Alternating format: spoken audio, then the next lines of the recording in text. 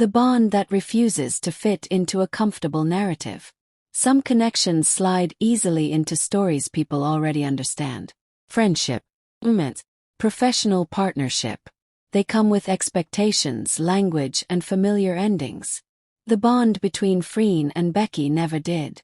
From the outside, people kept trying to frame it, to smooth its edges, to tuck it neatly into something recognizable. But no matter how often it was discussed, analyzed, or debated, it resisted, stayed oddly undefined, quietly consistent, unwilling to become simple. And that refusal is exactly what made it powerful.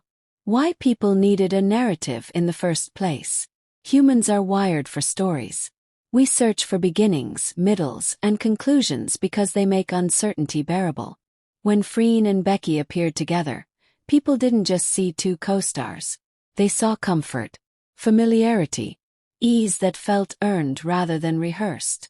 And comfort without context makes people restless. So narratives formed. Some said it was marketing, perfectly engineered chemistry. Some said it was friendship, deep but harmless. Some said it was something more, quietly unfolding behind closed doors. Each explanation said less about Freen and Becky and more about the observer's need for clarity. Because ambiguity is uncomfortable. A connection that didn't perform itself. What unsettled people most was not what Freen and Becky did, but what they didn't do. They didn't exaggerate their closeness for attention. They didn't deny it to calm speculation. They didn't adjust their behavior when the conversation grew louder. They simply stayed the same. That consistency made it impossible to dismiss their bond as situational or strategic. And it made it impossible to fully claim it as something scripted. Their connection wasn't loud enough to be declared. Not dramatic enough to be confirmed. Not distant enough to be ignored. So it lingered unresolved.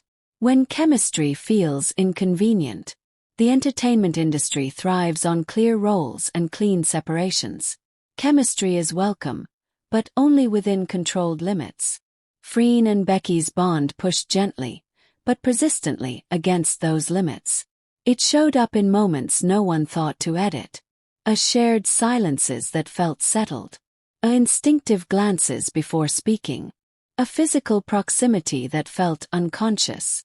These weren't scenes designed to provoke reaction. They were moments of people forgetting to perform. And when chemistry feels that natural, it becomes inconvenient. Because it challenges the idea that everything on screen and around it is manufactured. Why just friends never fully worked.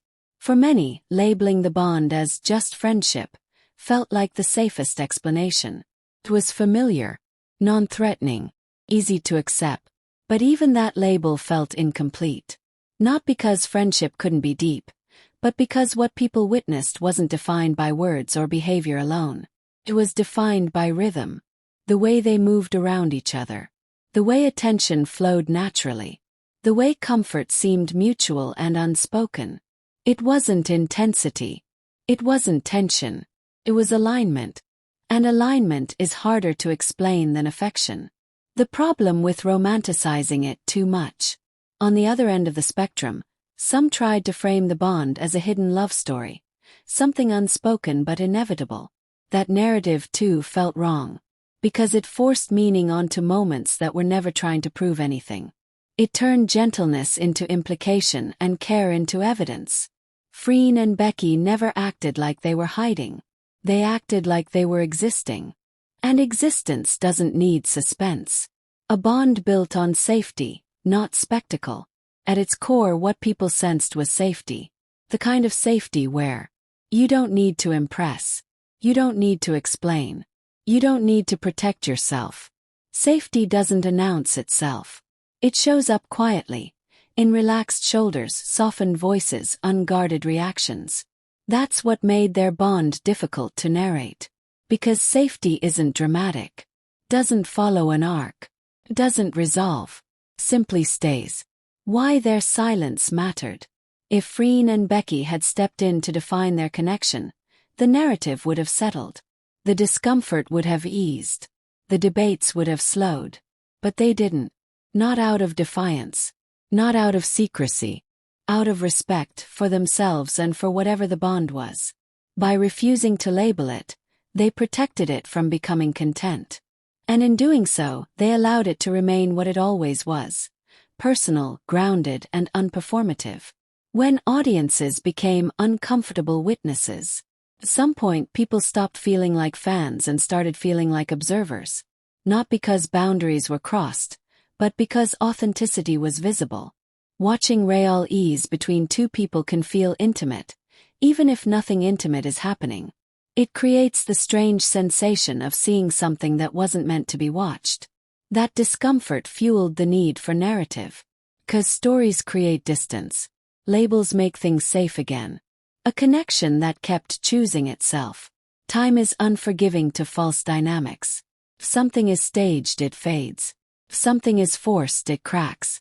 If something is situational, it dissolves. Freen and Becky's bond didn't. It remained steady across changing projects, increasing pressure, and growing scrutiny. Not louder. Not more guarded. Just present. And that persistence made it undeniable, even without definition. What their bond revealed about us. In the end, the discomfort wasn't about them. It was about how rarely we see connection without performance. How unused we are to bonds that don't ask for interpretation. How quickly we demand clarity when something feels emotionally honest. Freen and Becky didn't refuse narrative out of mystery. They refused it because not everything meaningful needs to be explained. Conclusion: when a bond chooses truth over comfort. The bond between Freen and Becky refuses to fit into a comfortable narrative because comfort was never the goal. Truth was. And truth doesn't always arrive with labels, arcs, or conclusions. Sometimes it arrives quietly, in consistency, in presence, in the refusal to turn connection into spectacle. Their bond didn't ask to be understood. It didn't ask to be believed. Simply existed. And perhaps that's why it lingers.